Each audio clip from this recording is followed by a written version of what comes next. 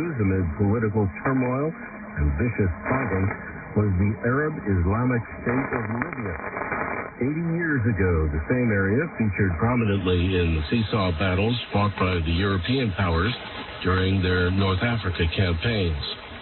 This week, Ray Robinson begins a three-part series on the history of radio broadcasting in Libya, starting with the earliest wireless stations and some radio broadcast stations that were operated by British and American personnel from shortly after the Second World War up until 1970. Here's Ray. Thanks, Jeff. The country of Libya is located in North Africa, approximately in the middle of the Mediterranean coastline. Libya is about 1,000 miles north-south and also 1,000 miles east-west, although with an irregular shape. Almost the entire country is covered by the Sahara Desert, with a 50-mile strip of arable land along the coast and a few oases inland. The hottest temperature ever recorded on Earth occurred in Libya on September 13th, 1922, when the temperature was greater than 136 degrees Fahrenheit, 58 Celsius. The current population of Libya is around 7.2 million, and the capital city is Tripoli, although the largest city is Benghazi. Oil was discovered in quantity in 1959, and these days the sale of oil forms 80% of the national economy. Africa was inhabited by Berber tribes people in earliest ancient times, and the Phoenicians from the Palestine coast settled in the area around 700 BC. 100 years later, the Greeks colonized the area, followed by the Romans, who in turn were followed by the Vandals from Central Europe, and then the Arabs came in around the 600s AD.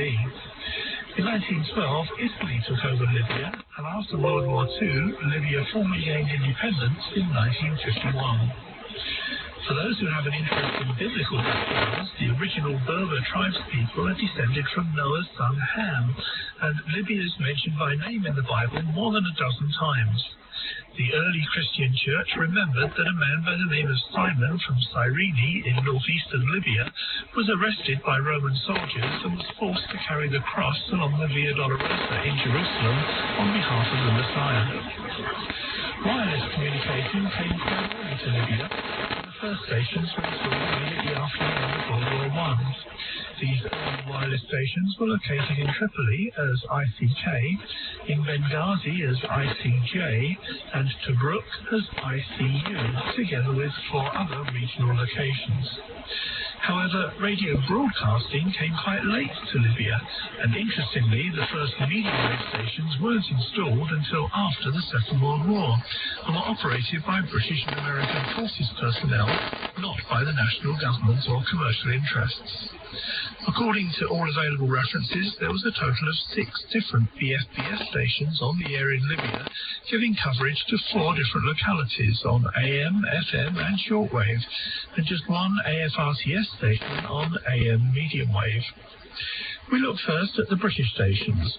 According to Dora in her book A Microphone and a Frequency, the first 2 British stations were erected somewhat simultaneously during the year 1946 in Benghazi and Tripoli.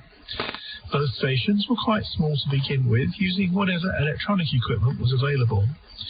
The original station in Benghazi was located on what had been the Italian airfield, and quite soon, in 1947, an attempt was made to broadcast on shortwave. The transmitter was an American-made RCA unit rated at 7.5 kilowatts, and the chosen channel was announced as 11820 kHz, though monitoring observations in Australia stated that the channel was more like 11850 kHz. Unfortunately, the BFBS shortwave broadcast caused interference to a regular BBC transmission, so the first attempt at shortwave broadcasting was aborted. However, shortwave broadcasting was again attempted on 2 subsequent occasions, in 1949 on 4780 kHz and in 1956 with 7.5 kilowatts on 4930 and 7220 kHz. 2 years after the station was inaugurated, Arabic programming was introduced for the benefit of local citizens. 4 years after that, the station was flooded following heavy rains in the hills nearby. However, due to quick action on the part of the station personnel, very little damage was done to the station equipment. The Benghazi station was closed in February 1958, but upon the insistence of King Idris, a smaller station was reopened in 1960 with 1 kilowatt on 833 kHz.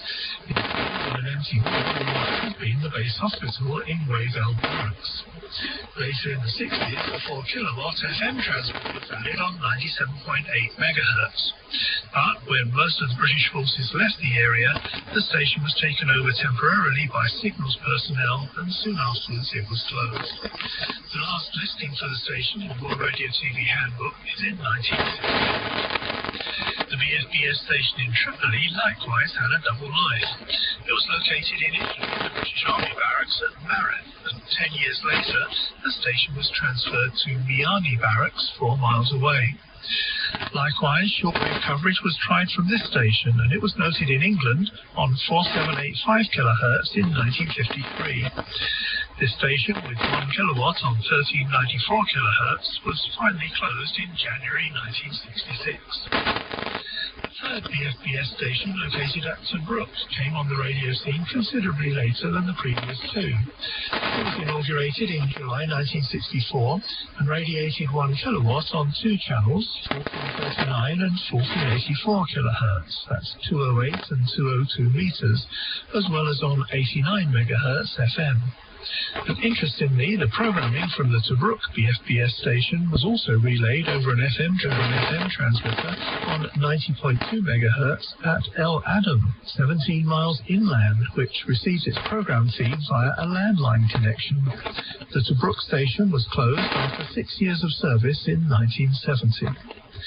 BFBS in Libya was therefore on the air on shortwave from 2 different locations, Benghazi in 1947, 49 and 56, and from Tripoli in 1953. And yes, these BFBS stations in Libya did issue QSL cards, though these days they're quite rare. Dr. Adrian Peterson's Heritage Collection does contain one such card, verifying BFBS Benghazi on shortwave with 4 kilowatts on 3305 kHz in 1954. From 1943 to 1970, the United States Air Force operated the Wheelus Air Base on the coast near Tripoli, a facility that had originally been constructed by the Italian Royal Air Force in 1923. On the base was an American AFRTS station, both radio and TV, and it appears from listings in the World Radio TV Handbook that the radio station was first launched in 1954 with 100 watts on 1510 kHz. The TV station was added early in 1955. Very little is known about either station. They must have had American call signs, but what they were, we don't know. When they were placed in... You're tuned to IRRS, the Italian radio relay service, owned and operated by Nexus International Broadcasting Association, broadcasting globally from Europe to the world. This is your source for global news and information. You're tuned to IRRS on shortwave, medium wave and streaming 24/7.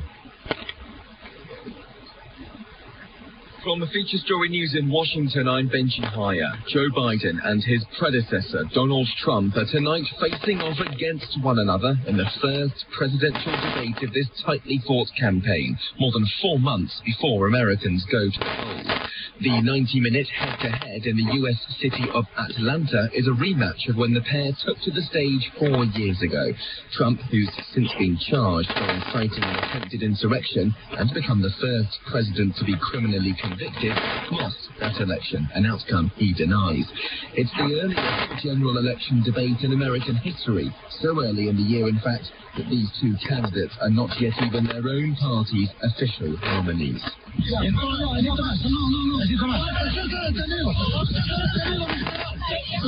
The Libyan police have arrested the leader of an attempted coup just hours after the presidential palace in La Paz was stormed by soldiers.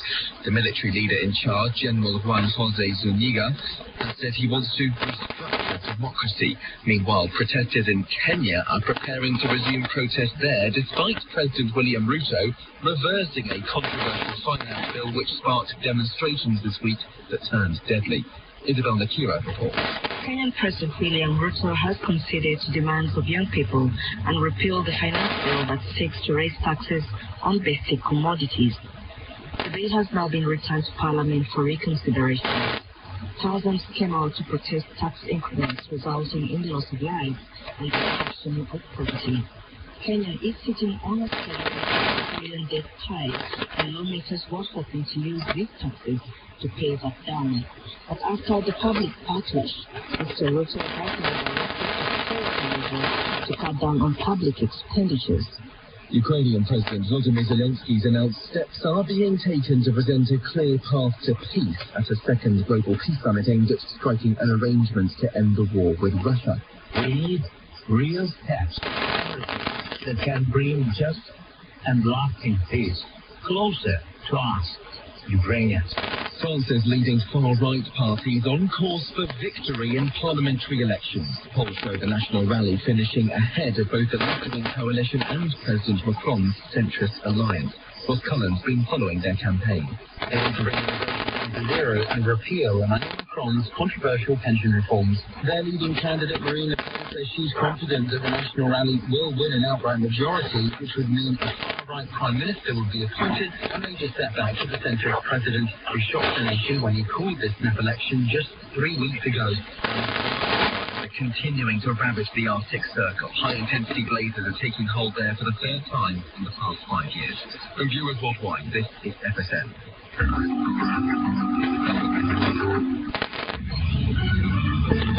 This is VOA News.